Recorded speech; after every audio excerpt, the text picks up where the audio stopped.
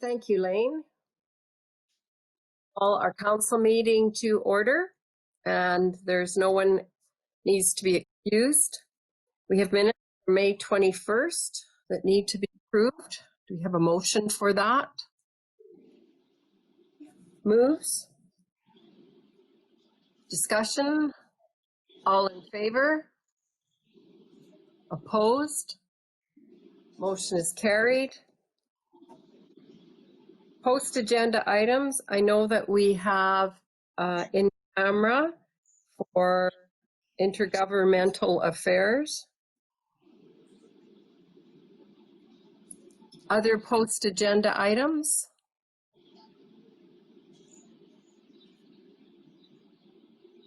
Could I have a motion to adopt the agenda? Lionel moves. All in favor? Opposed? Motion is carried. Oh, I forgot to announce the question period. So you said that we have to allow for 2 minutes because of our right now with our computers, our live streaming business. Is that why we are waiting? That sounds like a reasonable assumption. I don't actually know. I think it's just probably good to see if we have any questions from the public. No, that sounds excellent. We will wait and see.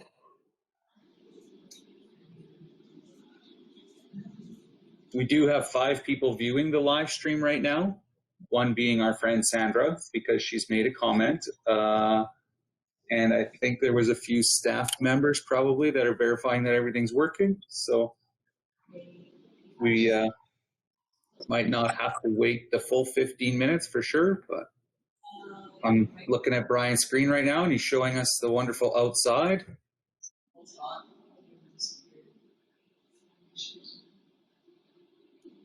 I was hoping the county grader would go by while you guys were in pause mode here.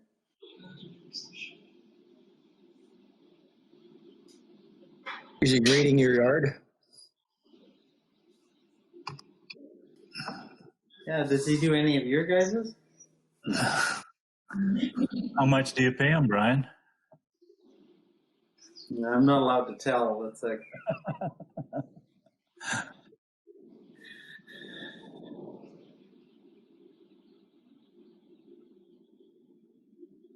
The only question I got, Molly, was, or the only comment, I guess, was Sandra said good morning to everyone. So did I hear you say, Todd, that we're supposed to be waiting 15 minutes? 2 to 15 minutes? No, I think the question period has to be a minimum of 2 minutes. And then I can't remember what Ariana said. Just let me double check here on the 15 minutes. And a maximum of 15. Yeah, that sounds right. Yeah. Yeah, up to a maximum of 15 minutes. Yeah. All right, so it's been a couple of minutes, so I will we'll move on to our bylaw, item 7.1, 1994-20, regional emergency management for first reading, and the request for decision. Lane. Okay, so this particular agenda item is before council for consideration of first reading. In 2019, late 2019, council did give approval to a new emergency management bylaw that applied just to the county's emergency management function. At the same time that that was considered, we had indicated that the municipalities were in discussion about the possibility of establishing a regional emergency management system and service. The last few months have certainly provided a good opportunity for us to figure out how such a regional system would work. And it has actually worked quite well for us. What you have before you this morning is a bylaw that would, upon passage, replace the county's emergency management bylaw to establish a regional emergency management agency, regional emergency planning group, and also help me out here, Stuart. The last one is the committee. The committee that is actually responsible for overseeing the emergency management function. The communities involved would be the county, the town of Bassano, village of Rosemary, village of Duchess. Each of those communities have expressed interest in entering into this regional arrangement so that it eliminates the need for all 4 municipalities to have standalone committees and establish one that would replace and fulfill the requirements that each municipality has. What we're asking council to do today is consider the bylaw, give first reading to it, and then we would like to hold off until we know that the respective councils for the other 3 municipalities are also prepared to go ahead with approval. Stuart may have some additional comments that he wants to provide about how the process has worked for us during the last 3 months, because it has provided us an opportunity to test the working relationship, and I think it has worked out quite well during the period of time that we have had the Emergency Operations Center activated and included in the discussions that have taken place.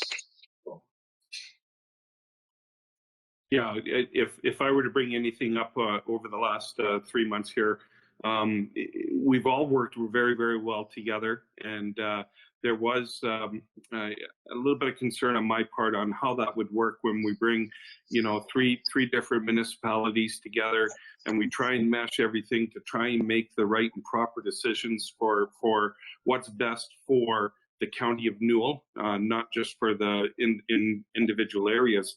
I can say that over the last 3 months, I can't remember even one time where we really had disagreements or had friction on points that we were trying to cover and trying to do. So I can say that this first time, which was a really, really good test with the COVID issue, we all worked very well together. For lack of a better word, we played well in the sandbox, and there was really no apprehension or disagreements on how we were going to execute and what we were going to do. So to me, I think this first time, which was a really, really good test, worked really, really well.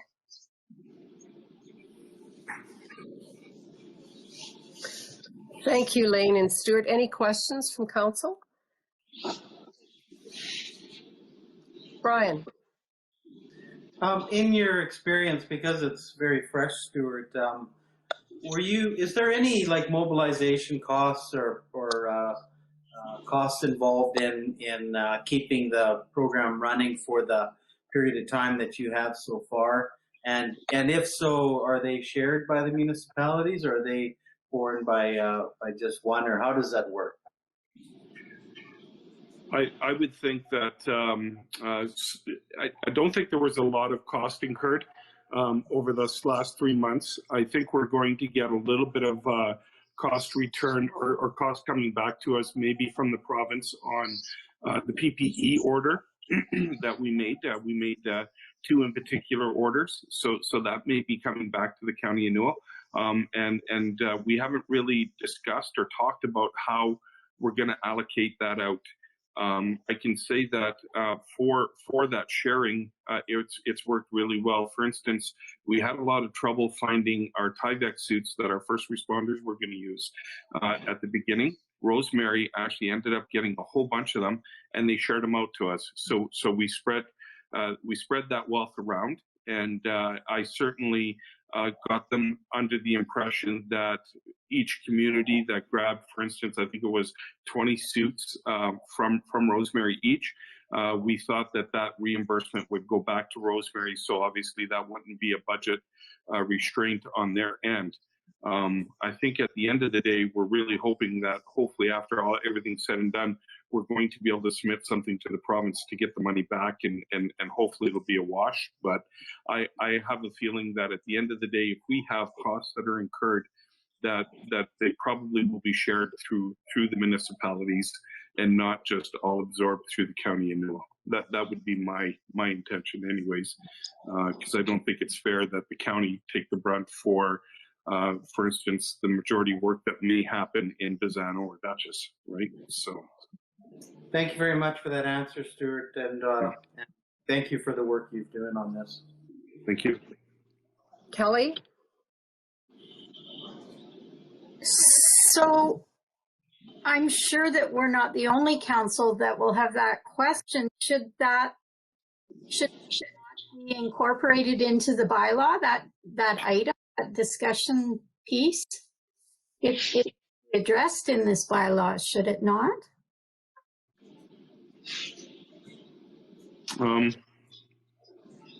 Possibly it should be. What are your thoughts, Lane? I think maybe, yes, so there's a clear understanding on how spending would occur, right, between the different municipalities.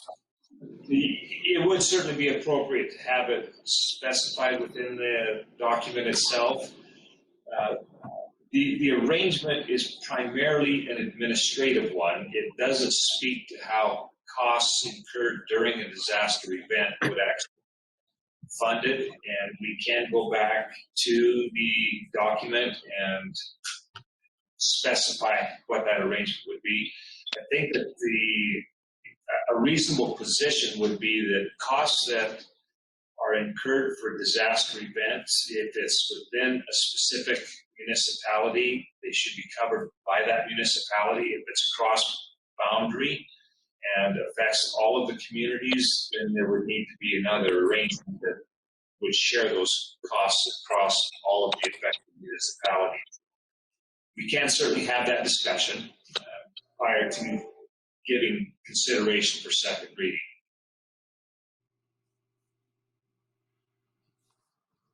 That sounds reasonable. Tracy? Yeah, I was just going to make the motion. We will call for first reading. Okay. Any other discussion? Tracy's made the motion for first reading. All in favor? Opposed? Motion is carried. Thank you, Lane and Stuart. Anne-Marie? This motion is as amended. We're going to add some financial arrangement. Is that Yes. how your motion was? Okay. It will be as amended for second reading because we would come back and make those changes between first and second. Sounds good. Yeah, that was my intention, was to call for first reading and then any revisions would come out at second reading. Yes, that's what I was voting on anyhow. Wayne? I was just wondering, was the city interested at all in participating in this or not? I believe they chose not to. Wayne? That's correct.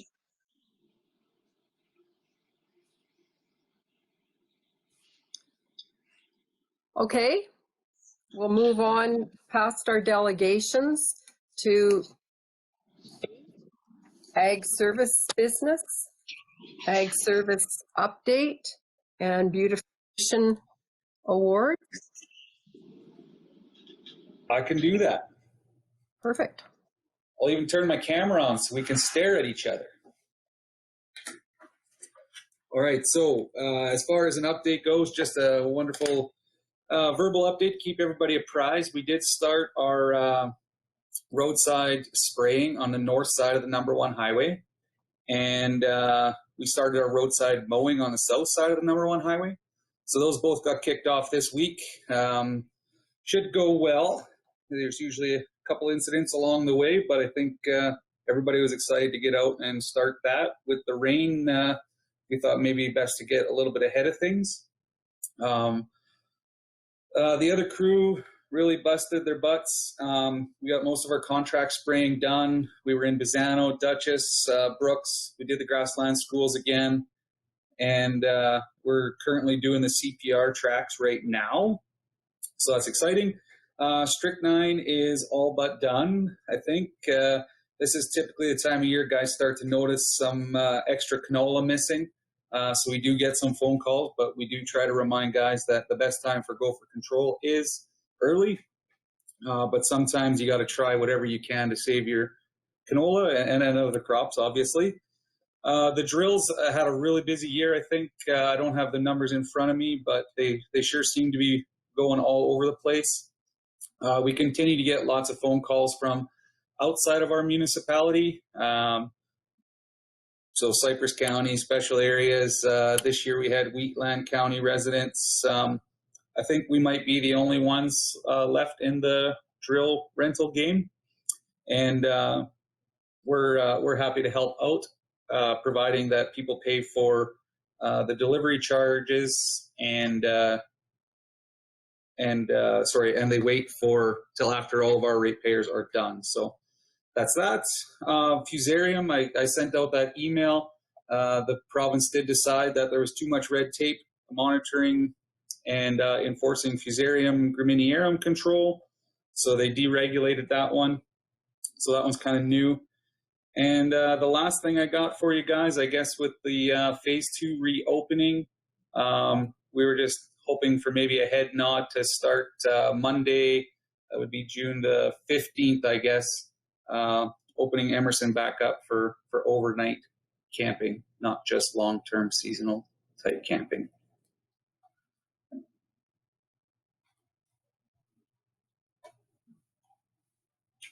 All right. Tracy? How was it going, Todd, with the seasonal? Was there quite a few people that had signed up for the seasonal camping? I guess it probably depends on your definition of quite a few, but I think we had 4 take us up on our offer for the full season up until September 20th. And we did have a few people roll in for the month. So we were excited to have those people. But yeah, I think all told, we had about 7 or 8 long-term kind of camping arrangements made. So it's been nice and quiet for those guys that took advantage of that early, for sure.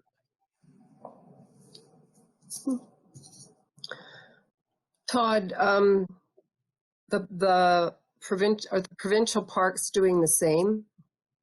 Yes. Yeah, the provincial parks are easing their restrictions, and they're even opening up, I think, every campsite, maybe even as of tomorrow, if I read right or remember right. So they were open just for every second site, and now I think they're opening everything back up. So the guys I had talked to said they were busy canceling reservations for people in the summertime that had booked for the sites that weren't open. And then with the new announcement for phase 2, I bet they quickly changed their mind on all that. But. So a question came up at Joint Services the other day. Has there been any more talk with the province about the parks they were going to decommission or get rid of or whatever since COVID broke out? Any updates? There has been no updates that I've seen on what they're looking for a partnership to be. Initially, that was supposed to come out, I think it was even in April or early May. And just with everybody doing the COVID stuff, kind of got backlogged, and that hasn't come out yet.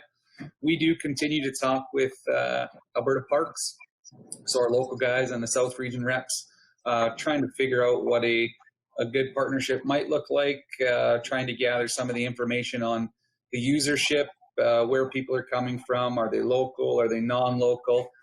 And then, of course, all the finances. We're hoping to be able to get a good picture of what it takes financially to run a park and what some of the income might look like to maintain the infrastructure out there.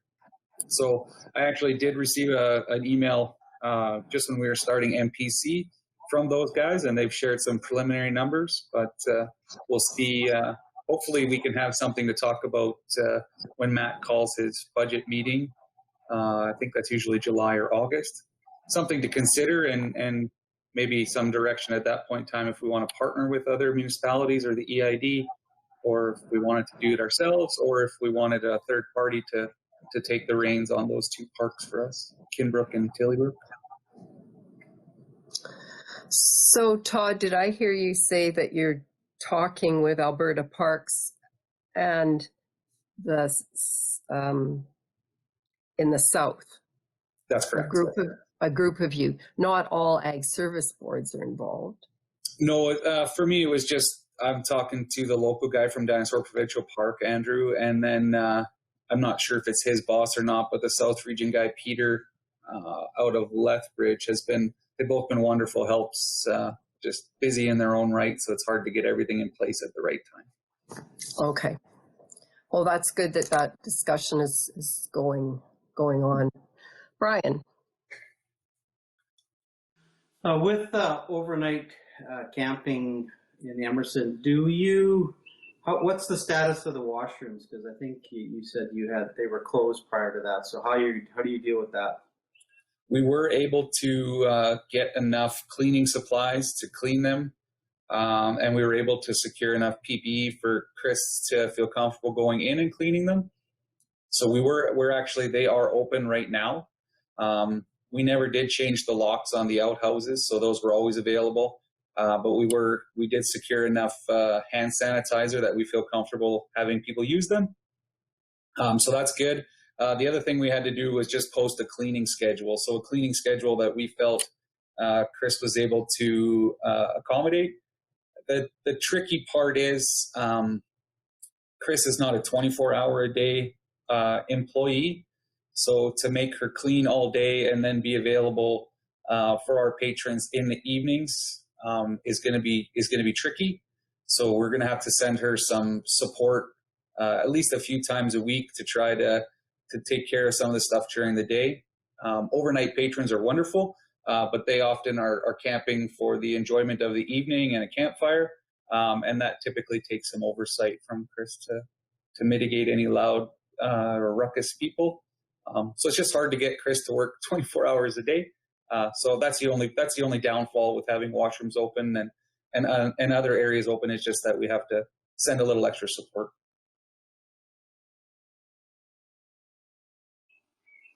Another question for you, if I may, Madam Reid. It's Brian Hubie. What's the weed program showing this year with this wonderful rain? You surely must be getting some flushes of invasives or regular weeds. What's your analysis of the weed situation within the county? Well, I think if you can take anything from a weed inspector's mood, is that we're having a hard time getting ahead. They're still working 10-hour days with overtime. So we're just doing a compressed work week. So 40 hours in 4 days instead of 40 hours in 5 days. And then if they need to, they can come in on their off day. But yeah, some of the patches, some of the areas, we monitor around 550 sites throughout the county for noxious and prohibited noxious weeds. I guess what we're seeing is areas that we thought were clean. With this wonderful spring rain, we've seen maybe a few crop back up. So certainly some high populations in areas. You can definitely tell the landowners that maybe didn't have the time early to take care of some of the stuff they did in the past. But I call it a good control year because everything's germinating. So that's a positive. Okay, Hubie and Tracy. Todd, do you get a lot of questions from acreage owners for strychnine for gophers? I don't know if I would say it's a lot, Hubie. We're not allowed to sell strychnine to anybody that's not an ag producer. So usually, I guess maybe some of the downfall is we don't often know who people are when they show up or when we're talking to them on the phone if they're a producer that we haven't met before. So sometimes we do meet with somebody and they do tell us they're an acreage owner through our conversations, and then we quickly retract that we're able to sell them some strychnine. But we do get some. We recommend. We do have a wonderful RopeCon applicator. That's the foam applicator. So acreage owners can use that, and they can also use a product called Rosol. But Rosol is primarily effective early spring, very early spring. Okay, thanks, Todd. Yeah. Trace? Todd, I was just wondering, Todd, if you can kind of just explain to me a little bit about the mowing and weed control, like in our hamlets, and just curiosity too on some of our county-owned properties that we have in some of our hamlets. Do you go in and mow those sites as well, or how does that get taken care of? And just kind of how that's all working for you? Well, it's working really well. I think our hamlet and subdivision crew does a phenomenal job. We actually just I tallied up some of the acres yesterday on the work that they do throughout the county. And we manage about 300,000 acres spread from Gem to Rolling Hills and Bizano Airport to Tilly. So, I mean, there's lots of areas that they're out and about maintaining on a kind of about a 2-week schedule. We do take care of in our areas, roadsides. In the hamlets, we do the ditches that maybe the neighbor doesn't do if it's county right of way. We do take care of parks and open spaces, and then any lots that we've acquired, or maybe it's a public utility lot in a hamlet, those kinds of things, we do those as well. So on that same about 2-week schedule. In the areas that are irrigated, so like Lake Newell Resort has an irrigation program, Rolling Hills has an irrigation program. Those areas sometimes they're a little more frequent. I think Lake Newell Resort we're on a 1-week schedule there. But most other places they start to brown off in July. So that's when we get a little bit more slow time. And I know at the resort it looks really good. So compliments to your staff. They're doing a really good job. So thank you. Yeah, thanks, Tracy. I think the one thing that's really interesting about our crew is they all really care. And so they're monitoring the grass length. They're monitoring, this time of year we mow a little bit shorter because we know we have a little bit of reserve moisture. And then as that year progresses and we want to maintain grass as green as possible, as long as possible into the summer, they start raising their cutting heights. They start, doing all sorts of crazy things. We're doing, we don't mow the same direction each time as much as possible. And they're a wonderful crew. We couldn't be happy without that crew that we have, for sure. Well, that's always good to hear. Lionel. Yeah, Todd, with the increase in gopher numbers, I think it'll be interesting to watch the next few years with the increase in the raptors and other predators that are going to feed off them. Because I know the last time we had a spike in numbers, we had a lot of hawks. It was a huge increase in numbers, so that'll be interesting to watch the next few years. Better get those hawk nests out. We certainly have seen some hawks around. I thought I read that a breeding pair of hawks will eat 500 gophers in a season. So that does sound like a lot. I think 500 gophers is maybe hard to estimate how much area those cover, but there's a lot of gophers. So we could use a few more hawks, I guess is what I'm saying, Lionel, from what I'm seeing out there. Just the last time that we had a spike in numbers, I know in my neighbor's field here, which is a fairly big field, a couple 100 acres, there was hundreds of hawks on that field. Son Really? Johnson. Yeah. It was unbelievable. Huh. Unbelievable. And those would probably be the Swainsons. Is that the type of hawks those are? Yes, that's correct. Yes. I thought those were the ones that kind of, when the numbers do go up, they spend a little more time together, which is kind of neat. Where I think if they're the ferruginous hawks, they're the ones that don't spend a lot of time together. They're the ones that need the space But the Swainsons love being together and hunting together, so that's kind of cool. Yeah. I am full of random information. If you guys ever need anything, it's all here.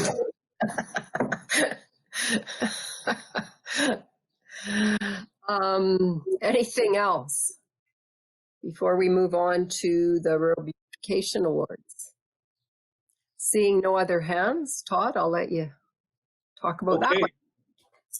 Well, with things opening back up and us being able to have some kind of indoor-outdoor activities again, we might actually be able to have a rural beautification tour.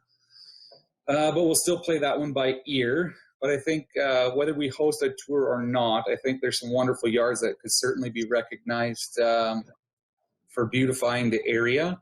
Last year we had to cancel because of kind of a storm that went through and then ruined a few of our wonderful yards that were nominated. But if I remember right, was it Hubie that was on the hook last year to come and judge with us?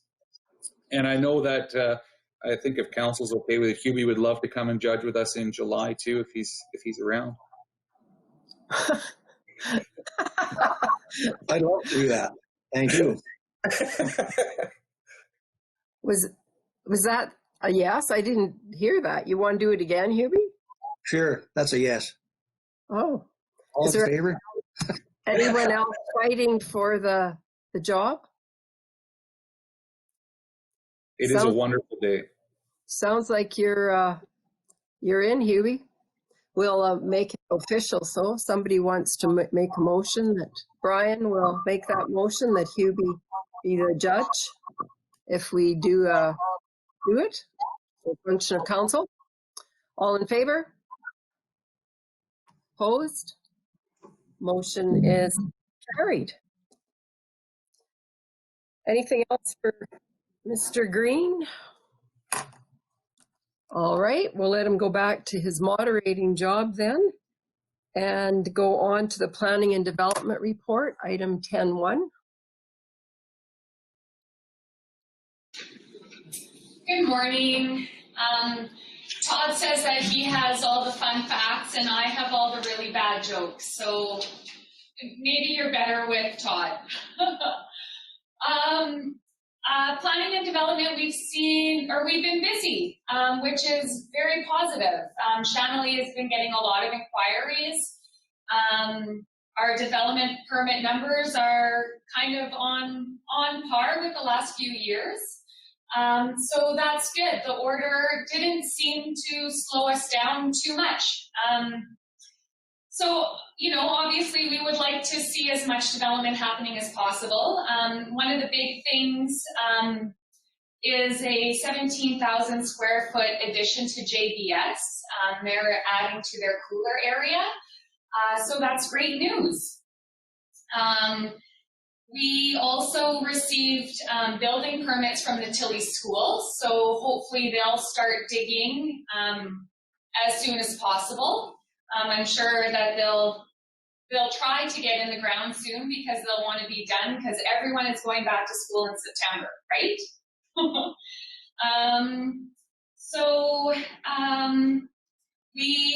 We also got a lot of electrical permits in May. A lot of those were for irrigation operations. Subdivisions has been pretty slow. We have had a few inquiries, but no formal applications as of May. There was one subdivision finalized through ORSC. The Planning and Development Department has also been busy reviewing proposals from professional planning services, pardon me. We had some really great candidates. We actually did a few interviews yesterday, and we're really excited about what there is to offer, or what people are willing to offer, and to get some fresh ideas, and I think it's going to be a really great thing. I'm not sure if you've driven past Elemental Energy recently, but the sheep are out. I stopped there last week to see the sheep, and they have this big sheep dog, And I thought I would get right in there and get some really good photos, but that dog was on top of things. He wasn't letting me get close. So I took a few pics and then quickly got out of there. But it's pretty neat to see. That's all I have for the month of May.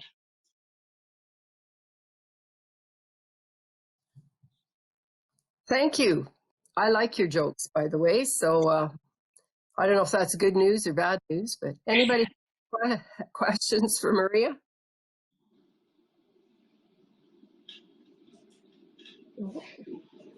It's a good picture of the sheep on the grass with the panels in the background, Maria. Oh, Wayne? Just move to approve the report. All right. All in favor? Opposed? Motion is carried. Maybe we'll skip to the organizational date. 10-4, I guess it is. I don't know where 10-3 went, but anyhow, organizational meeting to set a date. That'll be a fairly easy one to get through before our 11 o'clock delegation. This has come from Ariana. Looking forward.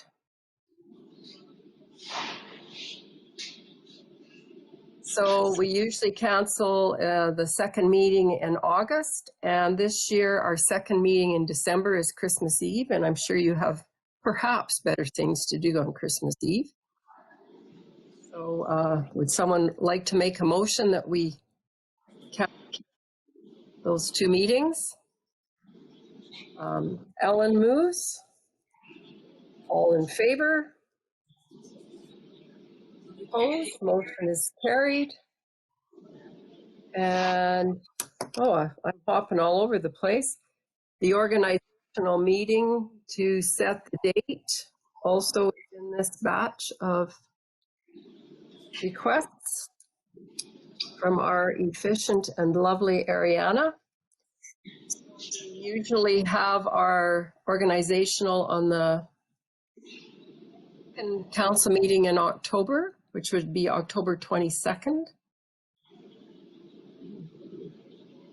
Anne-Marie? Two things I wanted to mention. Like I'm okay with making that motion organizational meeting on the 22nd. Okay. But the other thing was I was thinking about Christmas. It's still a ways away. But if I remember from last year, we did not close the same date as the city of Brooks. I'm just wondering if that's something to consider. I guess that's all I have to say about that. I can't remember exactly the details, but there was closure days. And so the other thing, yeah, I'll make that motion to do organizational on the 22nd. Okay. We'll deal with that first. All in favor? Opposed? Motion is carried. So Anne-Marie, you were thinking that we should be coordinating our office opening and closing at Christmas with the city? Yeah, it just crossed my mind because last year there weren't the same day. So I thought, well, maybe it makes sense to do exactly the same city. Yeah, but it's just a thought. I don't know what Kevin thinks about. And I guess we can leave that up to our staff to sort out. I'm not sure how. I guess I could look at December. Obviously, people on 23rd. Christmas Eve is not a holiday. It's usually a short day, I believe. Is that correct, Kevin? Yes, Madam Reeve, we typically close at lunchtime on Christmas Eve and as well as New Year's Eve. Yeah. And I think we can let staff deal with that. Is that okay, Anne-Marie? Yeah? Yeah, of course. Do we know if we have our 11 o'clock delegation online or available or whatever? Yes, I am here. Okay. Well, let's go to our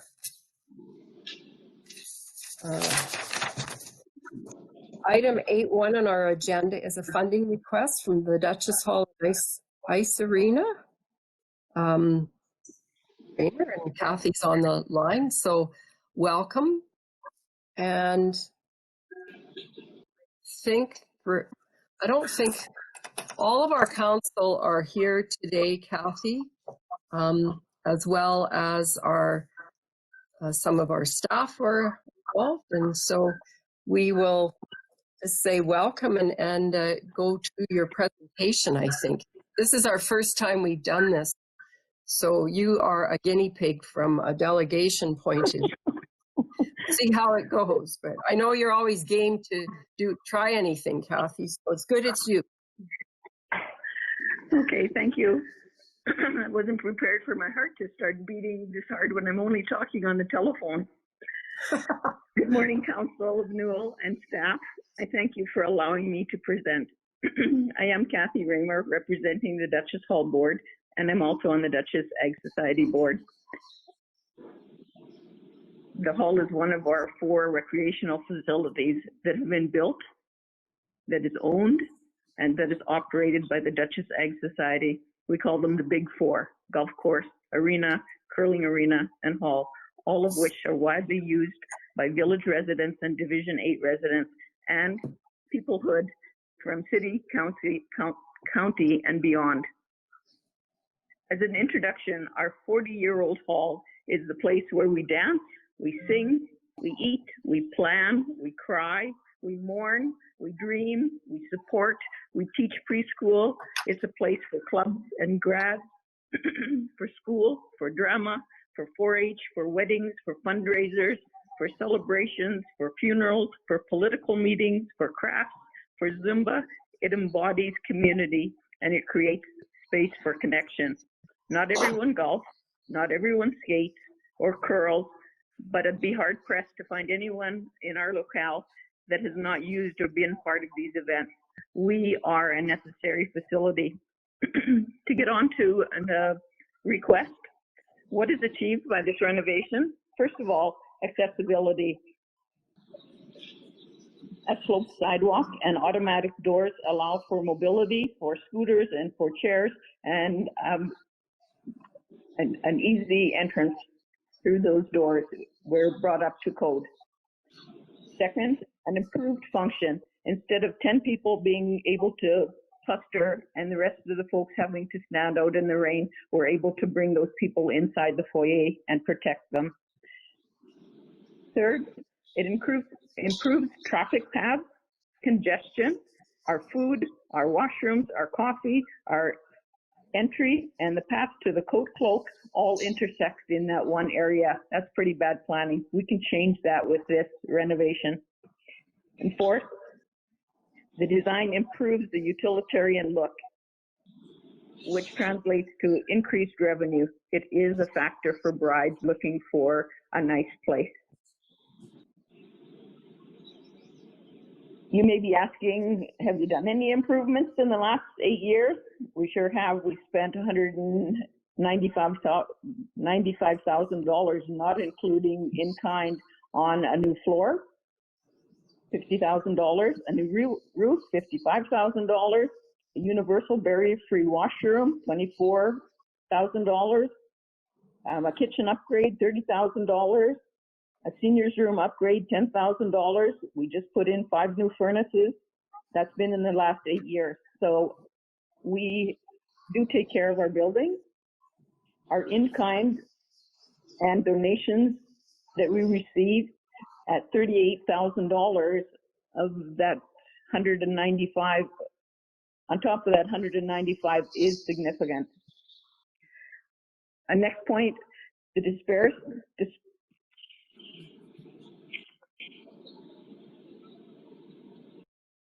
oops, I had a page turned over, sorry. Why are we asking for this now? Now is the perfect storm. We have canceled bookings, the hall's empty. We have in-kind people available and more readily available to help. But we would face a loss of revenue if we did this and had to shut down for 3 to 4 months during a normal session, it seems like a smart time to us. Is this the only need that you have? No, we have 13 more projects slated for the hall for the coming years. An alarm system that Keith Martin recommended we have. The preschool 3 rooms needs new flooring in the stairs. The remaining kitchen upgrade. We have 3 other doorways we need to replace. We need a full paint. We need a sound system. We need a security system. We have to change LED lighting for cost saving. We need new tables and trolleys. Our air conditioning units in 5 years will be at their end of their life. We like a barbecue sheltering unit and Wi-Fi. So those are slated, but we stretch them over the years and hit them one at a time. I wanted to talk to you about exit society viability and disparity. I sent our financial statement for the hall, and you can see from 2005 to 2020 that we've been very viable. We posted a loss 1 year, and that was a year that casino at $24,000 was not available anymore, and a significant grant loss. We've been viable despite having 3 times the increases of utilities, 3 times the cost of insurance increases, a drop in grants, and a drop in the casino revenue. The disparity comes when we consider our cost operations. As a 40-year-old building compared to some of our newer halls like Castles and Patricia that are 1 to 5 years old, you can expect that our costs are more. We've been playing catch up for 20 years.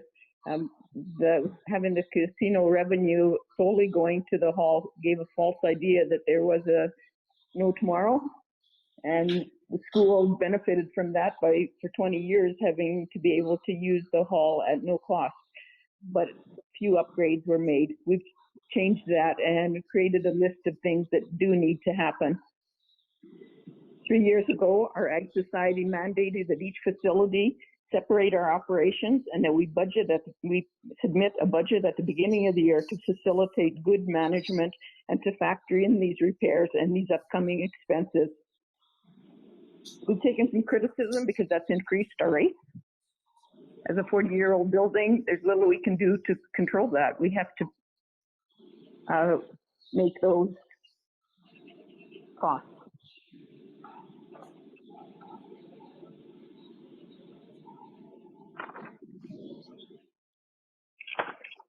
Excuse me, I'm of 1 page and out of order.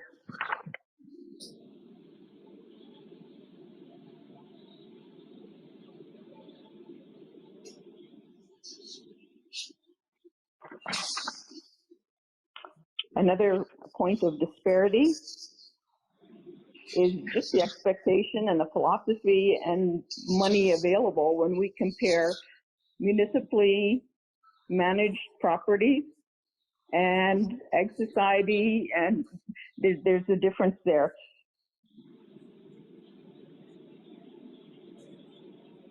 We've been told by municipalities that they feel like if they earn back 50% of what it costs to run, that's doing really good. And so for the city of Brooks, their annual cost is a $4 million loss a year. Even for the rec center in Duchess, $165,000 loss per year. As an Ag Society, our philosophy is to be in the black. And so I guess the big factor in that is we're not putting all those hours down and all the effort that we put in. We don't have a tax bucket to be able to cover that other 50% from. As far as loans, taking a loan out, we can't take a loan out and we don't. So how are we going to get there? How do we get to this improvement when now is the time to do it? Point 3, first of all, Fundraising is in really poor taste right now. Point 2, our revenue is 0. We cannot cater. Our rentals have been canceled. Our preschool tenant has not been able to make their obligation. Our turkey supper is in jeopardy. We'll have to scurry to come up with how we cover our expenses this year. The village doesn't have money to cover this size of a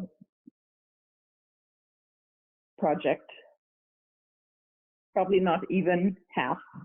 But I will tell you that every year they give this, and you probably know this already, they give the Ag Society $16,000. It's divided up between the 4. What the hall gets is $4,000. But what you may not know is they don't charge us for garbage. They don't charge us for plowing and sanding. They don't charge us for mowing and trimming. They don't charge us for sewer. They don't charge us for water. And this is the biggest one of all. They didn't charge us the $1 million that it costs to pave our parking lot. If we broke down the life of that paving for 20 years, that's $50,000 a year that the village has given in kind to the Ag Society. So roughly $74,000 is what they're already giving per year. Grants, I write more grants than, but my success rate is 10 to 15%. Everybody needs grants. We still submit, but there's a very faint hope for that to happen. In the past, I think it was 5 years ago, we asked for our mill rate for recreation to be increased, but the vote was no. 5 years ago, in the last 5 years, there was talk about the county possibly matching funds to our fundraising, but hasn't been resolved. I know that you're in the middle of intermunicipal planning, and that's unfortunate. I wish it wasn't a part of this discussion. So in conclusion, what we are asking is less than 1% of the $5.4 million that have been collected for the last 5 years that is a reserve, that is in reserve. It is taxpayer money that has been allocated for recreation. I would ask in your decision, please don't go halfway. We will not waste the money to put a new doors in the sorry excuse of a foyer that we have now. Please don't make it conditional to another party. Just say yes or no. Your no means we will lose the $10,000 in the Farm Credit Corporation, the Farm Credit grant that we have received. We will not be able to go ahead, and we will have to give that money back. A yes means you recognize the Duchess Ag Society's effort in being efficient and being a valuable contribution, and it is deserving the partnership of not just the county and the village, but the county and the village and an ag society that works their tail off and represents over 45 frontline invested people that really believe that community and these facilities create something that isn't measured and it's what makes us grow and thrive and do well outside of a large center. Thank you. If you have any questions, I'm happy to respond. Thanks, Kathy. Questions from council? Kelly. Hi, Kathy, and thank you for your presentation. And also thank you for everything that you do for the Ag Society. It's no small task. I have kind of a tongue-in-cheek question. I don't expect an answer, but and a real question afterwards. The tongue-in-cheek question is, I wonder why you do what you do. And I'll just leave it at that. My next question is, can I answer that one first before I? Can I answer that one first before I have to entertain another one? Sure. Why I do what I do and the other people do what we do.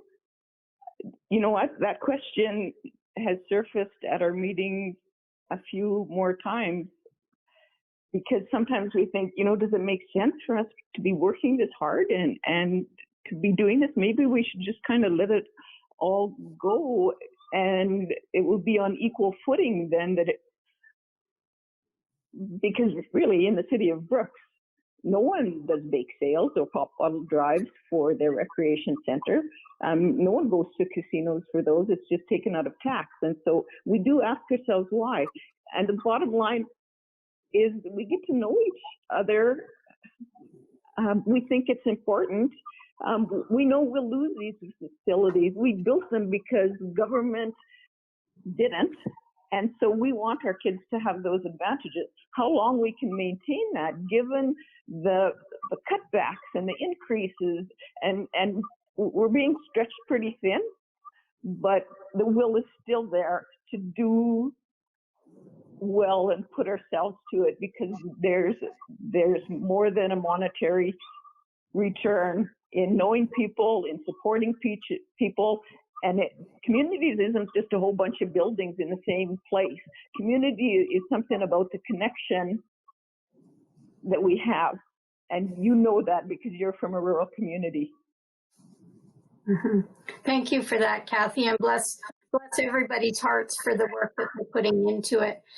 The question that surfaced while you were presenting for me was, we would choose aesthetics over a recommendation by the fire inspector. It's not a requirement.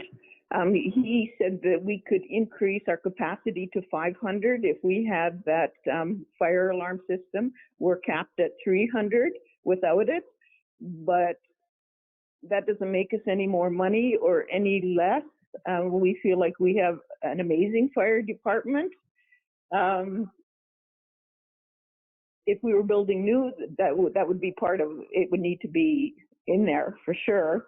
But it is farther down the list of requirement, and this foyer isn't for aesthetics first. The foyer is for function first. Okay, thank you. Anne-Marie? Hi, Kathy. Thank you for your presentation. I have also two questions. The first one is, you gave the financial statement, and in the last couple of years, you made kind of an average of $17,000, and I left 2020 out. I was wondering if you have a savings account and what's in there. I should have submitted the Ag Societies. Our savings are all pooled at the end. They're kept track of separately. There's roughly $300,000 in that pool. Okay, thanks. And the second one, of which we can access for. I didn't ask you for the whole amount. We will access some of that from the.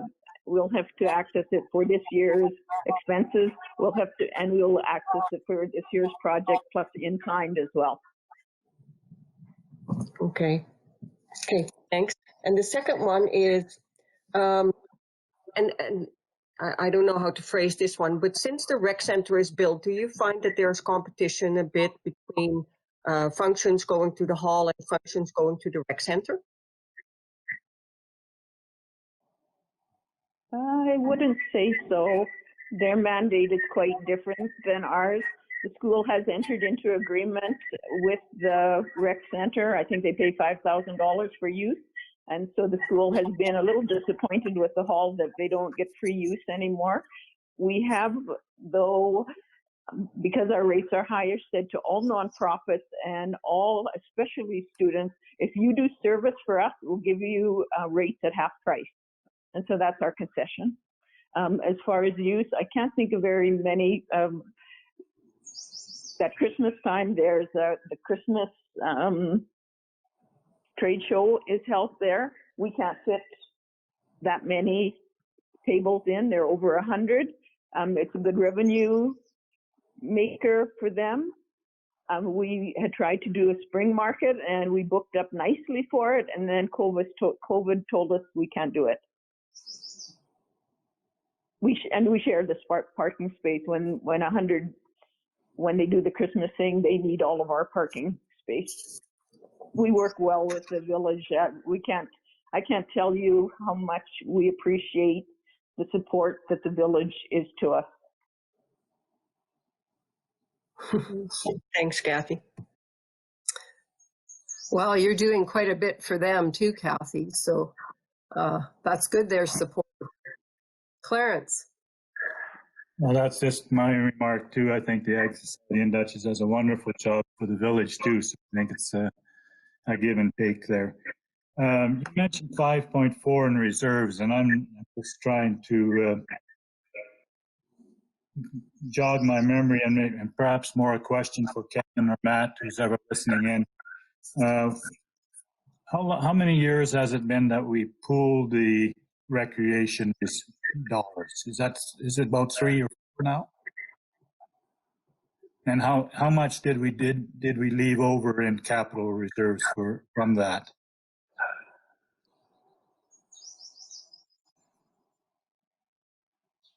I believe it was 2016 we made the change. That's when Morgan completed her recreation review. And we've had 4 years of funding go into that recreation reserve. It's 1.4 million that has gone in there each year. If you recall, when Morgan completed her review, the total, I guess, replacement value for rec facilities was estimated around 350 million. And the amount of savings in the region to support that was at 2.5 million. So if you take that 355 million bill that's coming at us, the average useful life for the facilities was around 25 years left. So you take the 355 million price tag over 25 years, have cash in hand at the end of that, we need to be stocking away in the region 14 million. So our 1.4, it has accumulated to that 5.6. It looks like a lot of money, but in the scheme of things, I think we still have a long ways to go. We've got a lot of work left to do to pull, I think, all of the information in from our partners. So we've got a really robust plan for prioritizing the spending on those facilities moving forward. So just one more question also. What is the draw as far as Div 8 is on recreation funding? Because I was reading, I kind of read Kathy's initial letter, I think it was an initial letter, and there were some numbers put in there, which go to the different municipalities and different divisions. And I'm just wondering what Duchess's draw is on a regular basis. It's around 43,000. And 43,000 is divided up between 4 different facilities, so the whole ends up with 10 of that. Okay. Thank you, Kathy. So that does go to the Ag Society. I'm just wondering that because, and those are dollars that I'm not sure if it's true for every division, but I know for Div 1 they're exactly the dollars that we were collecting individually as divisions before that. So is that also the case in Duchess? Yeah, that's right.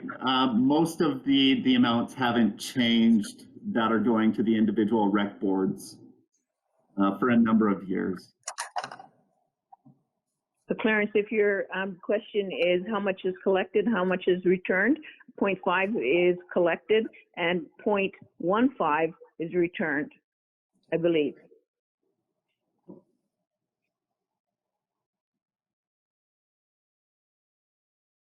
I'm not following you. The mill rate that is collected from Duchess is 0.5 Oh, I see. for recreation, but what is returned is 0.15, and then some of that goes to that $5.4 million capital recreation fund. Right, right.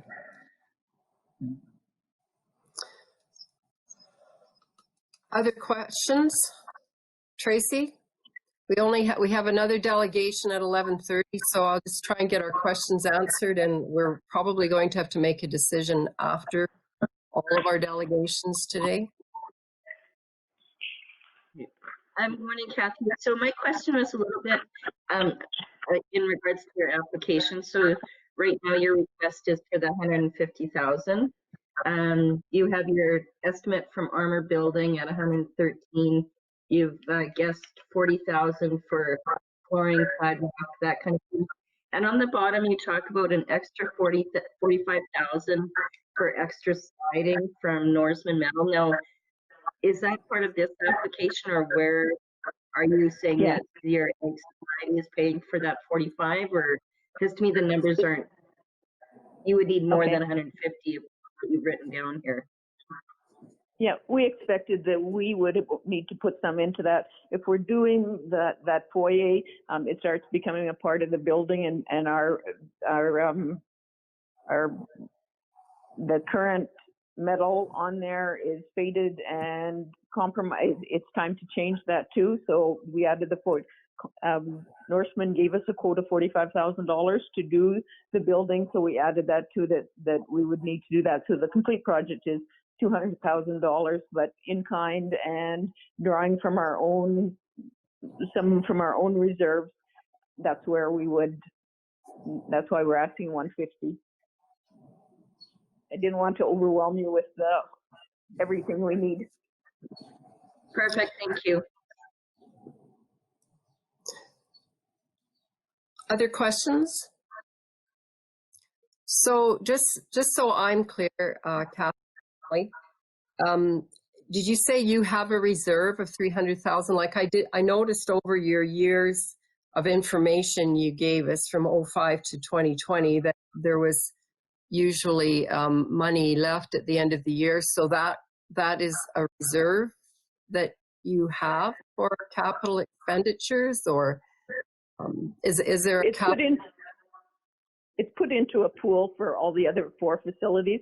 We've had some of the other facilities have had some large breakdowns, and so what's existing in that pool for all 4 facilities is just under $300,000, which isn't a lot of cushion. But yes, we can take some of that because we've been viable. Well, we made money each year, so we're allowed to take some, but certainly not everything that is there as a profit. Okay. And is the Village of Duchess participating in this project as well?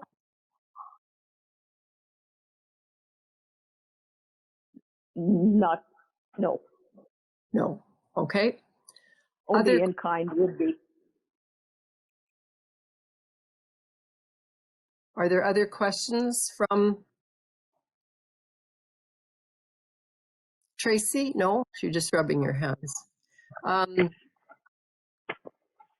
Other things that other information we need to get from Kathy, because as I said, we'll have to have a discussion on this, and we are running into 11:30. So no further questions. Kathy, I'll let you be the final voice here. Thank you very much for hearing our presentation. I know your role is difficult to make these decisions, and I leave it with you. Thank you very much for your time. Thanks, Kathy. And I'm sure if we need to find out anything, you're available. Yeah. All right. Thank you. Thank you.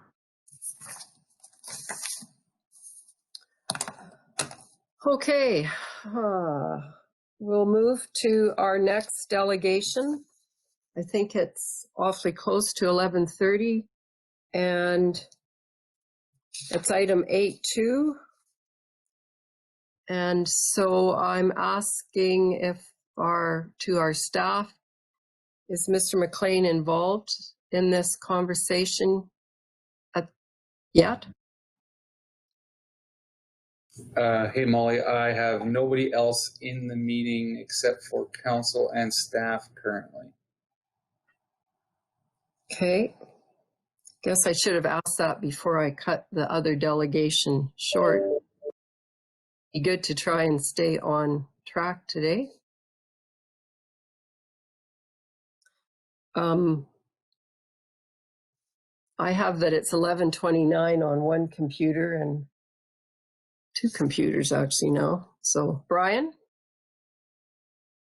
Well, and if I may, Madam Reeve, until the next delegation comes up, I'd like to address my concerns with the previous request. And she knows these. I've talked to Kathy. Is that okay, Molly? That we continue? Sure, and maybe Todd can let us know when our next delegation is available. Okay, go ahead, Brian. So my concern is not that this request is not legitimate or appropriate, and I think Kathy has expressed it very well. I think the timing is probably very good. Unfortunately, we don't have a rec agreement that specifically deals with capital replacement with the Village of Duchess and the Egg Society facilities.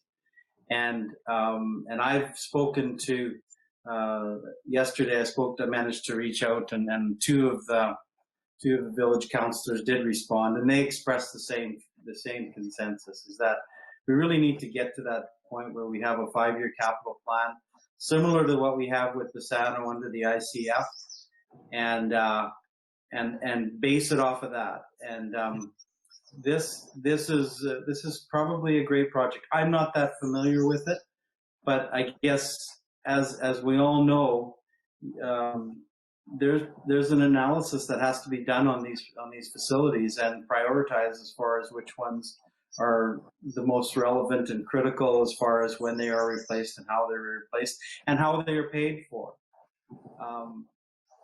I am reluctant to commit county money to a facilities that is not going to be matched by the Village of Duchess or by any other municipality.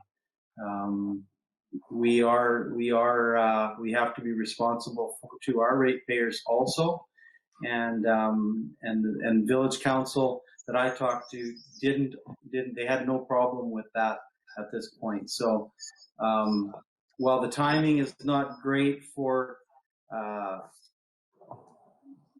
that we don't have an agreement in place, I think that's critical that we have one for the capital replacement of facilities within and capital improvements for facilities in this area before we can commit to anything wholly and completely.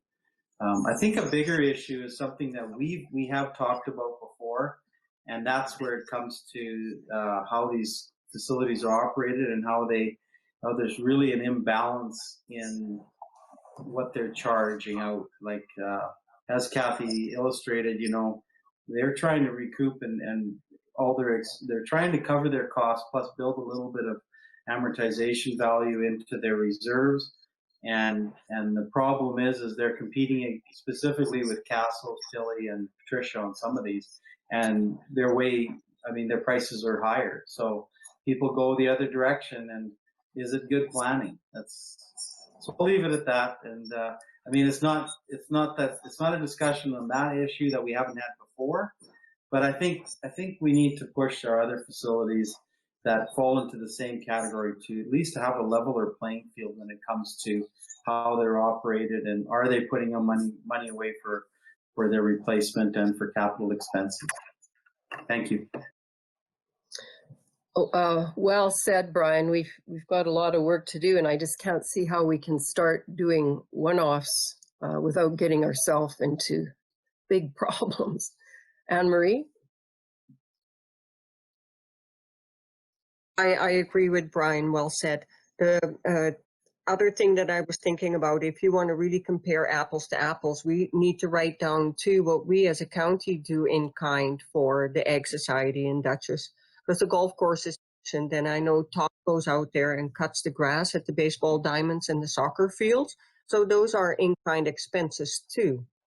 But that will come up later. But I agree with Brian that we need to work on this ICF with Duchess first. Clarence?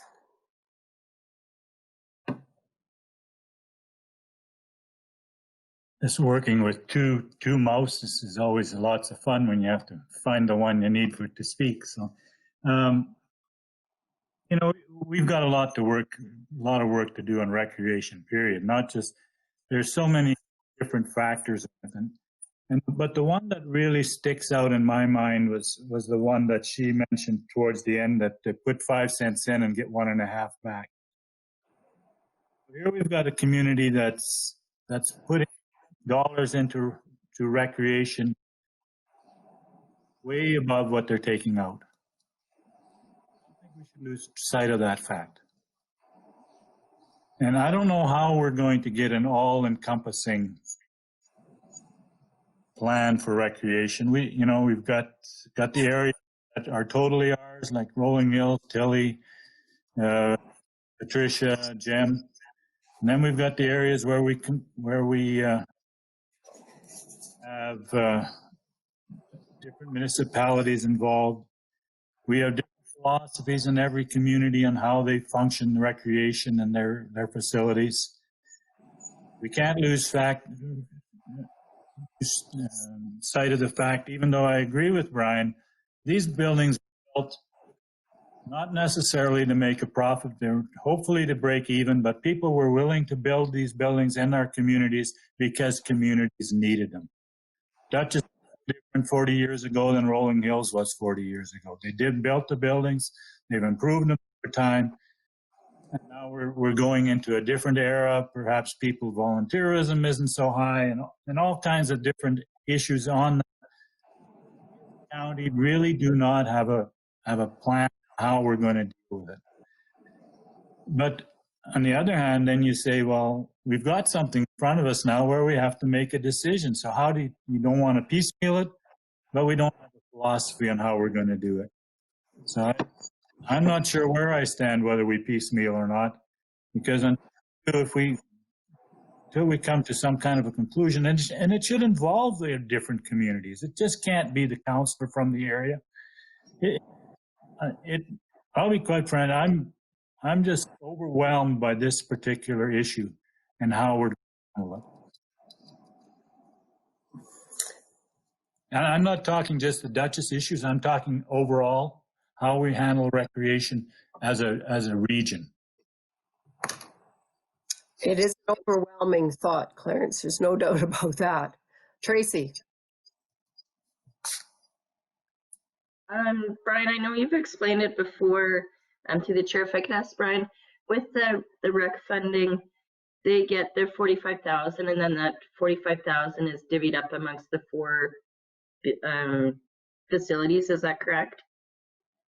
Okay, so I'll give you the Reader's Digest version. Hopefully, Kevin or Matt, please jump in if I've made a mistake in the numbers. But so we have the same mill rate. We agreed on the same mill rate with the village council. And when they came to us, when the Egg Society came to us 6 years ago and asked for an increase, they asked for an increase based on that mill rate. And I personally was opposed to that because basically we are, as a county, we're putting in about 80 cents to every of the dollar, and this village is putting in about 20 cents for every dollar that rec board's receiving, somewhere between 75 to 80 cents. And I felt that was inequality because all those facilities are used by people within our, and you have to assume everybody's using them equally, because I think that's with the residents of 700 people in my division, 700 and change, and 1,100 in the village, who's actually covering the cost to represent. So I was asking them to move towards a per capita type paying system, and they were not willing to do that. So that's why that was rejected, but we still are operating under that because we have no agreement. I think with the ICF that we've talked about with the village, they have agreed to a philosophy of a 50-50 share. We just haven't ironed out the in-kind part of it, what the village does in-kind, what county does in-kind. I think Anne-Marie made a point about what's happening out at the county golf course. That's an Ag Society facility that we rent out for $1 a year, plus the in-kind mowing and some of the mowing. Not a great deal. They do, just like Rolling Hills, they operate it primarily themselves. So that's and so right now the county this year, I think their contribution to the rec board is about $43,000, and the village contributes about 16, and then that amount we divide that up. We give each facility $10,000, so there's 5 facilities if you count the village's rec center. So they get $10,000, and all the other facilities each get $10,000. It all goes in one check to the Ag Society, and we don't tell them how they have to spend it. They could use it for operating, they could use it for capital, they could put it in reserve. I've encouraged them to use it for a reserve, but it's really up to them. We don't want to tell the people that run it how to run their facilities. We just want to make sure that they are treated as that they are supported by that method. And then the balance of that money is we review applications usually once, sometimes twice a year, to see if other user groups are in need of it, and we've helped out with that. So. Okay, I'm going to interrupt. Mr. MacLean is available now, apparently, so hold your questions and thoughts on this huge discussion. And we will go to item 8.2. And the first thing is is Mr. MacLean on the line?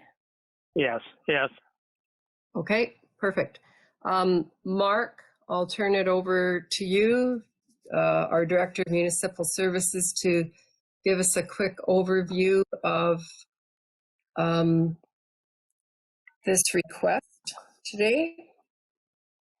Okay, good morning, Council, and thank you, Reeve Douglas. Today, you have an RFD in front of you where the County of Newell received a public complaint of a fence in progress being erected along Range Road 18-2 on Monday, May 4th, which is southeast of the town of Bazzano. Land is legally described as southeast quarter section 152118 west of the 4th Meridian. I included an overview location plan for you if you were not familiar with the location.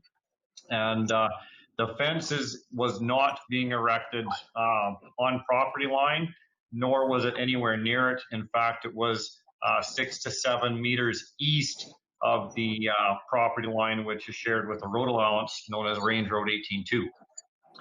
With that being it's a public an enforcement matter, Municipal Enforcement Services Supervisor CPO Nesbitt was dispatched to investigate. What he witnessed at that time was the beginnings of a fence. 2 posts were pounded in the ground, quite a distance apart from one another, with barbed wire strung across the ground. My understanding would be for alignment purposes, a future post to be installed.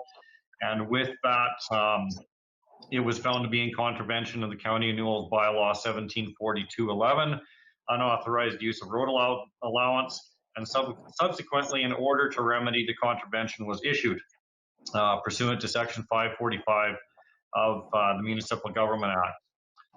And that was dated to the landowner for May 5th, 2020. The landowner may have appealed the order in writing to County of Newell Council within 14 days of the order's receipt, which I guess is somewhat to be discussed today. However, no appeal was received, and I believe Mr. MacLean is on the line seeking to engage council and permission to install the private fence in the government road allowance. Government road allowances are approximately 20.12 meters in width, and that is back from the day that they were all surveyed in, back in what was it, late 1800s, early 1900s. And those were put in place for the purposes of constructing roads and facilitating utilities. With that, this road in particular is a high traffic volume road. It receives a lot of traffic from multiple gravel pits, privately and publicly owned, to the north of this location, and multiple heavy trucks are driving that road on a regular basis. The road is also constructed with adjacent wetlands on east and west sides of that road allowance. And with that, I can understand that erecting a fence may be challenging, but there is no provision anywhere in any of our bylaws, our land use bylaw or otherwise, that states that anybody can erect a fence anywhere but on their own property. So that is the foundation of this discussion, I guess. And I'm not sure what Mr. MacLean would like to speak to, but I think if council's satisfied with that overview and the information provided in the package that includes the bylaw, referenced photos for council's observation, and those other notes. The only other matter that was submitted to this was Mr. MacLean did submit a letter of his own dated the 29th of May that he knows he's been reported for having a fence erected on County Newell Road, where he has listed a number of people with fences he believes are erected on road allowances as well. I don't know what the basis of those claims are, but it names landowners. It does not give specific locations of where these fences may be. So in essence, I guess for clarity, Rod, I guess I would feel my department's on a little bit of a goose chase, because we would have to look at each one of these landowners and land that they own to investigate all of them. So I need a little bit further direction on that from Mr. MacLean, but then also direction from council as to how council would like to proceed on all regards. Yeah, so I put in my letter that I would show you where I feel these other fences are. And we don't have to look at them all, you know, and if you need more, I've got more. So yeah, whatever council wants. Okay, thanks, Mark. Thank you, Rod. So I think what we're here today is to look at a request for private fencing to be installed within a government road allowance. And could I speak for just a second? Yes. Okay. Approximately 3 years ago, Mark, I think Jeff Tiven, my son-in-law, and I met on this exact site. There was a culvert put in there, and it's EID had surveyed it last summer. It's 1.5 feet too high. I did show a lawyer that, and he said it's against the law to put a culvert in like that. If that culvert was in properly, I would have the fence on my property line. So it's the county of Newell, in my opinion, that is wrong here. And we've asked for 3 years in a row to move the culvert. We'll get no satisfaction, no help at all. So that would be quite a different topic that I'm not aware of. No, that's right. That would put us on the property line, and because the wetlands is drying up. We've got the sewage stopped from going on my property from the town of Bazzano. And now it was 85% dry last summer with the evaporation. And it's a little fuller now, but not much. The ducks, they can walk across it, eh? So it will evaporate this summer too, and I'm gonna reclaim it. So if you would lower that culvert like it should be, and my lawyer says you're breaking the law by putting it in like that. It's unsafe. You're damaging my property by backing it up. 1.5 feet of water is a lot of water. So anyways, I would like to ask you guys to look into moving that culvert for us, because it's, like I say, we've asked every year for 3 years and with no help at all. Okay, so that's a whole different issue from the request. Okay, no, that's fine. If you will break that down and look after that issue, right now you tell me what to do with this fence, tear it out or build it. And today we are making that decision, whether to support a fence on the road allowance or to have it torn out. So that's obviously what we're looking at today. The culvert issue, I guess, can be another discussion. Yeah. Oh, please put that on your agenda down the road whenever. Okay. Culvert issue. It's on the agenda down the road. Thank you. Questions for the requests for the private fencing from anyone on council? Brian? So my question is towards staff, and do we have any examples where the county has permitted requests like this in the past? I don't have any examples of where we've permitted this in the past. We haven't verified every single property line throughout Newell to say who is on property line and who is off. I would almost have to be rest assured that some fences are not. Most notably, this last year, the County of Newell identified a landowner that was replacing a fence that was identified within the government road allowance, and we enacted in the same manner, rather than that individual going through the full expense of replacing the fence and then us showing up and telling them that they needed to relocate it and go through that expense again. We served the order, they relocated and repositioned it back to property line. After hiring their own legal surveyor to locate property line for them, and the fence was put back to where it was supposed to be from its original positioning, which was wrong. Why it wasn't caught and dealt with when it was first erected is beyond me. It predates my time with the County of Newell. Same time, a second landowner further down the road was also sent notification and advised to relocate, and that has also taken place as well. We dealt with another gentleman in the Bazzano area just a couple of years ago when the shoulder pull program went through. His fence was also grossly off property line. You could see it most notably from comparing adjacent fences to that and taking a tape measure out and going from one side to the other side for a ballpark idea of what was being done. And that fence was relocated as well at the same request. Thanks, Mark. And that basically answered my question. And I on the 12 and a half years that I've been on council, I don't recall ever approving one of these, but you have a better memory than me, and of course we have history on our side, and I don't think I recall any of them. And I know in my division, we actually moved one to, it was the over on the One Tree area there where Seeley's lived, and it was done properly, and it took some time, but we got that one done too. And so I was just curious as far as history. Thank you. Other questions? Lionel? I think we need to deal with this as a particular problem and not compare it to other fences that perhaps were erected inappropriately. In a lot of cases, fences are put up without the knowledge of the county, without anybody's knowledge. They just, because we don't go looking, we don't have permits for fencing. You don't have to have a permit to put up a fence.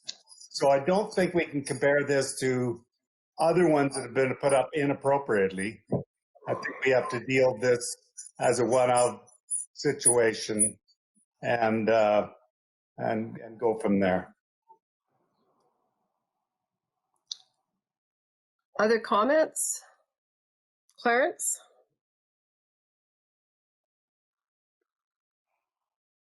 So was there parts of there was an old fence at one time that was lower, further away from the road allowance, if I'm correct. I drove it, and I can't remember if it was all the way through or not. So that was going to actually be, before Rod even said anything, was one of my first questions. What is that, the condition of the water there? Because the water does cause a problem. Slough does cause a problem. There are problems with draining wetlands. But at some point in time, that there was I think, if I'm not, didn't look wrong, there was ability to build a fence probably close to where the property line is. Yes, you're right, Brian. I mean, nobody asks we never know where fences are put. Most of the people put on a fence, they just kind of guess where the property line is, and they may be right wrong. It's all over the county. Some places the road isn't even on the property where it's supposed to be. We've got all kinds of things. So I agree with Lionel, we have to do this on a one-off basis, but I do think it is, we should look a little bit why that water level is where it is and why one couldn't easily fence where it's supposed to be.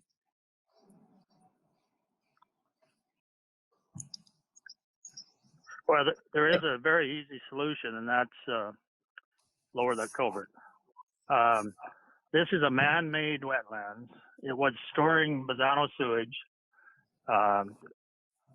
Before they twinned the #1 highway and dammed up some more, this was a farm grass field. There was no water laying there. Okay, Wayne?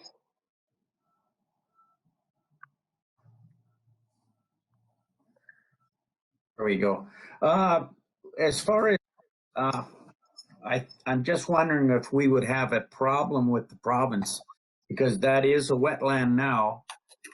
If we went in to lower that culvert, I think we'd have to go to environment, wouldn't we, Mark? So the history that I have on this, which predates my time here at Newell, but I'm looking back at the 2000 aerial imagery that the County of Newell has, and that wetland is the exact same size today as it was back then. So that's 20 years ago. I don't have any aerial imagery to refer to prior to that other than what Alberta Environment has. This drainage course is also part of a drainage course that comes from further upstream, which is indicated or part of the EID's drainage network in that area. And so it's kind of a contentious issue as to whose culvert that is or how that drain's supposed to work. Potentially there's another failed culvert to facilitate that drainage within the roadbed that I'm not aware of. Nobody at the EID or here historically at Newell has been able to confirm what does or does not exist. All I know is that that culvert that Rod is referring to was replaced and reinstalled at the same elevation that we previously found it at, kind of unbeknownst to ourselves because water level was rising and not really thinking and having the same relationship that we have with the EID today and understanding whose infrastructure is what. That culvert was replaced at that elevation. In order to go through lowering that culvert and such, yes, you are correct. If Newell was to take that work on, and even if the Eastern Irrigation District was supposed to take that work on, unless it's part of their infrastructure, and however that works with environment and them, I'm not sure. But we would have to go through Water Act approval, a full-fledged wetland assessment, and all of those things take time and cost taxpayers money. And if it's not part of our infrastructure, I'm not sure that we should be taking that work on. Mark, culvert was replaced by the county, and to my recollection, it was a little bit deeper than that because it's only 6 or 8 inches below the surface of the road right now, and I do feel it was a little bit lower than that. But I've been there all my life. Yeah. Okay, I'm not 100% sure. You replaced it, so you must own it. Yeah. Yes, I'm not stating that I wasn't here when it was replaced. I believe it was replaced when I had 2 former managers on board with me. Yep. And I don't know the exact elevation that was pre-existing to post-existing. Yeah. Well, the EID did survey it last summer. It's 1.5 feet too high to be legal. The correct way to install a culvert. Okay, let's get back to the road again. Kelly. My question is around first calls. Rod, did you apply or did you phone in for Alberta First Call before? Not this time, but I have previously, yes. And everything was clear, so I didn't do it again. Yeah. And then I just want to ask about the fence on the east side of the road. That would be your fence line as well? Well, no, that belongs to Mrs. Sawatsky. Oh, okay. All right. That one, just for council's information, that one is placed. Rod, help me out. Maybe. Yeah, no, it's on the road allowance too. It's identical to the fence that we were trying to install. And the reason it was put there like that was same reason, because of that man-made wetland. If they, and it is drying up. It was 85% dried up last summer. In a year from now, we can put the fence on the property line. But right now, through whatever reason, the water level's too high. I live along the highway. Don't matter where I live, I have to have good fences. So in hindsight, Rod, do you do things differently? Would you come to the county first if you were building a fence line? Well, no, I wouldn't want to bother you guys every time I put a post in the ground. That's not what I asked. No, if I was building a new fence, I wouldn't go to you. Yeah. Did you? It'd be on my, it would be on my property. Yeah. So did you have a legal survey to tell you that? No, Kelly, I understand it's not. It's a couple, 3-4 feet away from the property line. The reason it's there is because of that man-made wetland. We're not endangering anybody. It's, yeah, whatever. Okay, thank you. Okay, what we have before us is a request to have private fence installed in a government road allowance. That is the question of the day. The other discussions can continue, I guess. Tracy. I guess my question, there, as we've said, there's been situations like this that have happened throughout the county where fences have been started to be erected in a road allowance and they have been removed. I also question that maybe the fence line could be further in on the property instead of right on the property line, so that the fence is not erected on the road allowance. So the pasture possibly would be smaller, but if you're concerned about the wetland, can you not go to the other side of it instead of being on the road allowance? Because I think for as much as possible, we don't want to build roads on a road allowance.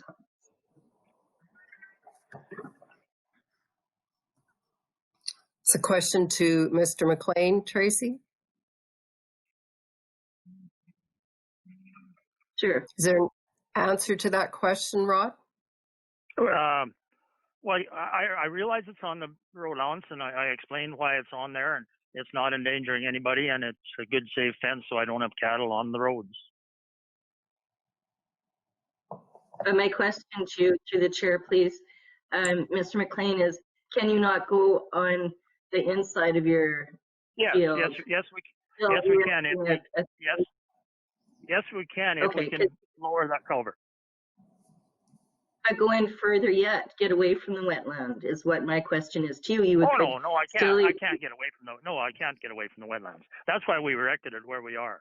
We're right on the edge of the wetlands, and it's like I say, 2, 3, 4 feet from the property line.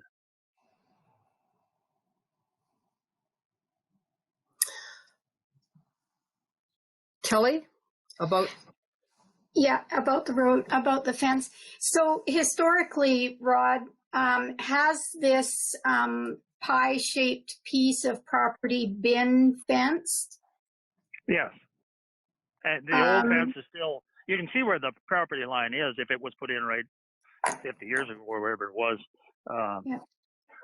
And the reason it's backed up is because of the culvert and the town trespassing. That fence line, in all honesty, has been down for many, many years, correct? Well, exactly. In 1985, they twinned the highway. The town has been dumping, trespassing on my property before that. this goes back a long time, and we have history of all that. Now that we've got the water stopped from going on there. Like I said, last summer it was 85% dry, but it's still a little bit wet, eh? The cattails are going to be gone. They're going to dry up, and it'll be back to grass. So, Yeah. but that was when they twinned the highway. They made it worse. And then when you guys put that culvert in, which I do believe that it was a little bit below that, you backed the water up onto my property illegally. I just wanted to point out that that fence line has been down for many years, and there have been cattle on the road allowance or in the road. Yes, it's been down, and land is valuable, and I'm reclaiming the wetlands because they're drying up naturally with evaporation. Thank you. Anne-Marie? I don't think we should allow fences on the road allowance, and there's a liability involved with the fence getting too close. So I'm willing to go with the recommended action from staff and make the motion. The County Council reject the request and maintain support for bylaw. Further discussion on the motion. Seeing no discussion, all in favor of the motion? Opposed? Motion is carried. And so we will not be allowing the building of a fence on road allowance. Clarence. Might I ask, we do have a look at ramifications, and I don't know, maybe it'll dry up naturally, maybe it won't, but I think if the flue is basically going to be dry, there should be no problem putting a fence on the property line where it belongs. But can we have a little bit better idea of what's all, if that culvert is actually could be lowered, whether we can make a better flow through, whatever. I would like to have those answers. Kevin. It's certainly, if it was me, and I'm just looking at what farmers do and what farmers have to do to make fences, and certainly if there's been extenuating circumstances as far as the drainage of that particular part, we should look at it. And not only that, but it's to our own advantage to not have water sitting up to the road. Kevin has a response. Clarence. Thanks, Madam Reeve. So we'll meet with Ivan again with EID. Originally, the Alberta Environment had asked the EID to define their drainage system through there. By defining that, it would mean the elevations of that, defining the drain that it's supposed to go through. It would assist Mr. MacLean, obviously, if that was a part of the drainage program where they got the proper easements in place to be able to redefine it. They drop it low enough, the culvert goes a part of that so that it goes all the way through to where that water is going to go. So we will meet again with Ivan at the EID to see if that is something that they would be prepared to run through the drainage partnership program that we have with them. It would satisfy Alberta Environment's request that they had for them a number of years back. So we can update council after we have that meeting. That sounds like a good start, hopefully for a solution for this culvert and issue. Other comments from council? Wayne?